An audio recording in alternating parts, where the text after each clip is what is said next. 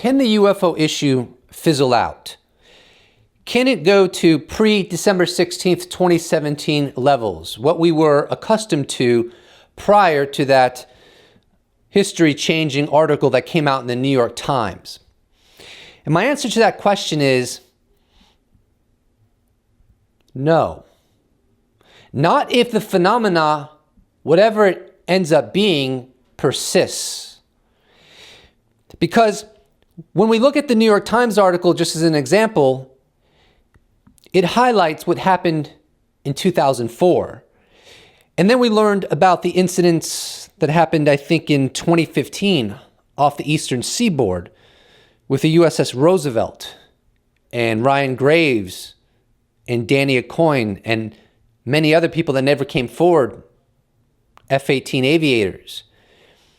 And we hear about how these aviators were encountering UAP on an almost daily basis. And we hear from Elizondo that these incursions into highly restricted airspace by UAP of unknown origin, coming in close proximity to our carrier strike groups with impunity, is still happening to this very day, persistently, brazenly. And yet, the most powerful armed forces with the absolute best equipment has no clue where these UAP are coming from. Who's behind the wheel? Who's controlling it? And so I do think the very best way to describe what is happening now in our Congress and in our mainstream media, and indeed in our zeitgeist to some extent, is that the cat is out of the bag. We will never, ever, let me modify that.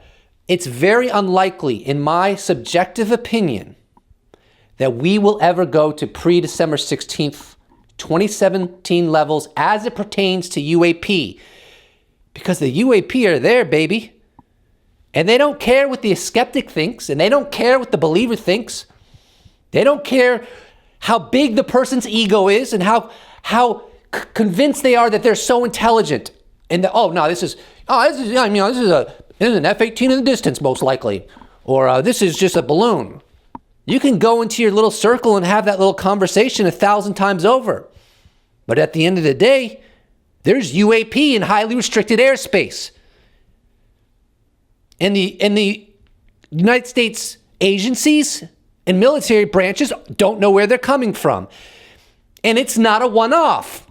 It's happening persistently on a regular basis. Go look in the dictionary for the antonym of trivial, and that may sufficiently describe the weight of this situation, the gravity of this situation. Nah, UAP ain't going away because the United States government doesn't even know where they come from. And the implications are pretty bad. Let's say it is some disruptive technology that China or Russia came up with that surpasses known technology. Oh, that's just gonna go away off into the sunset, right? We're gonna go to pre-December 16th, 2017 levels. You know better than I do that makes zero sense. The United States Congress, the committees, armed services, intelligence committees, those that are tasked as oversight to be informed about what's going on with the national security of the United States, they've awakened. They're not going to sleep. They've had multiple classified briefings. And what have those classified briefings done? It hasn't made them have some sort of conclusion of what's going on.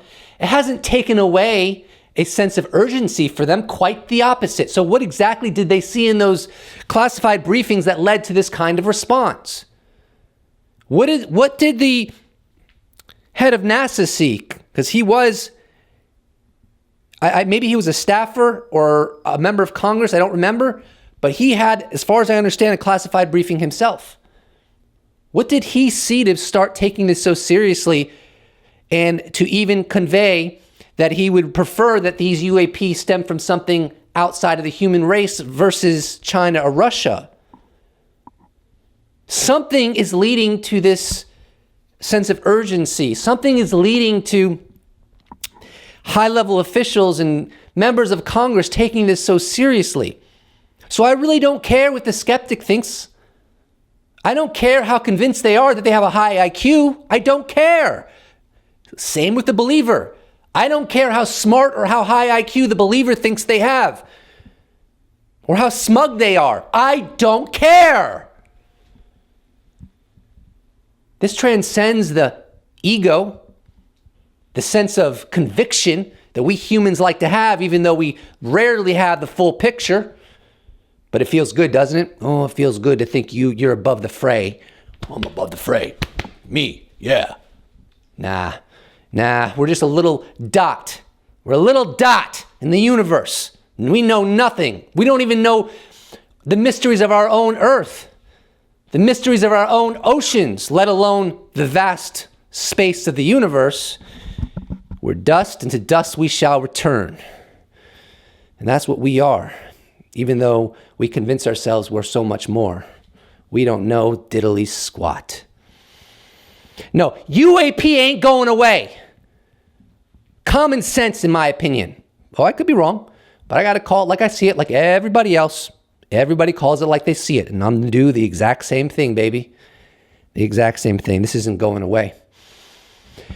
Those intelligence committees within the United States Congress, they have an obligation to the American people. We don't want the Department of Defense to do what it wants to do, how it wants to do it, with zero oversight. That's not how a democracy works. The Congress is about checks and balances. And if there are unknown vehicles entering highly restricted military space with impunity, then that should be brought to their attention, as it should be brought to the attention of other members within our government. And it should not be a understanding or a reality just for a small number of people in the United States government. That's unacceptable. So you want to know when we'll go to pre-December 16th, 2017 levels? When the mystery's solved. When we can conclusively say what these UAP are and where they're coming from and how we're going to deal with it. Then the mystery's gone, isn't it? Right? Oh, it's Chinese or Russian drones. Now we have to put a lot of money into research and development to ensure that we can respond effectively to this huge jump in technology they have and create our own drones on par with theirs. Something to that effect. But I don't see that. I don't see that happening, because I think a lot of this, or some of it, I should say, is simply technology of unknown origin. And the reason it's unknown, and the reason, for example, the USS Nimitz UFO event series that happened all the way back in 2004 still hasn't been solved, it's because what was encountered then doesn't stem from Chinese or Russian military inventory. Stems from something else and yet exceeds all known technology. That's my hypothesis. I don't know where this is all headed, right?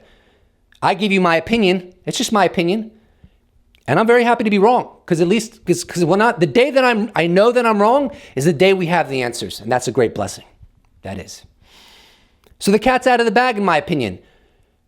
There's all this legislation that has been passed. The Congress has to get briefed, classified, regularly.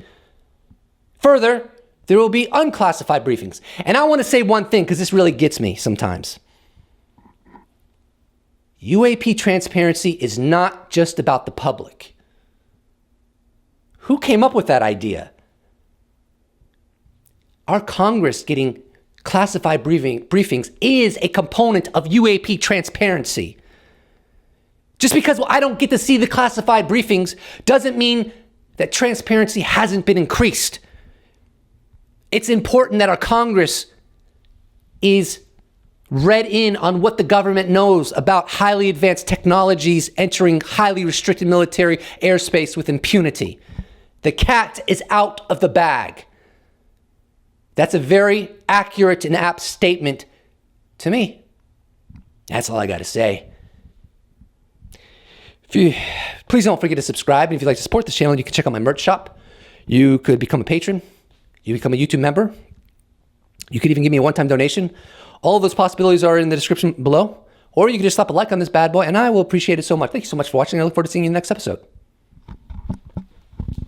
Special thanks to all patrons, YouTube members, those that have bought merch, those that have given me a one-time donation. I couldn't do without you. Thank you so much. See you in the next episode.